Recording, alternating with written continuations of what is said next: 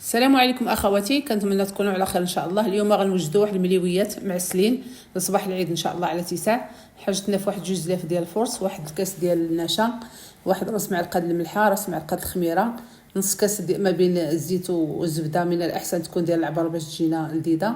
صافي كنخلطوا بالماء عادي، نضيفوا واحد البيضه ونجمعوا العجينه تكون شاده راسها، ندلكوها شويه واحد 2 دقائق ولا 3. صافي نحطوها في بلاستيكه ترتاح واحد 5 دقائق. من بعد كنرجعوا كنكوروها كويرات صغيورين. نتوما الحجم ديالكم بغيتو ديروهم كبار بغيتو ديروا صغار. كصافي كندهنوها بالزبده، تكون بوماد زبده من الاحسن تكون حيوانيه. صافي كنطلقوها بحال هكا، نلويوها بحال الملوي ونحاولوا نلفوا بشويه زعما تكون مرخوفه. صافي ونحطوها تحت البلاستيكه حتى كنساليو الكويرات كاملين. كناخذوا طنجره كنديروا فيها الزيت، تكون غزيره تكون كثيره شويه. صافي كنحطوها نطلقوها شويه ونحطوها كنديروها بالفرشيط هذيك العمليه باش كتكون دايره من الفوق، كتجي بحال الورده. صافي كنحطوهم على نار متوسطه، تكون في الاول زيت سخونه، ومن بعد كنقصوا الوسط.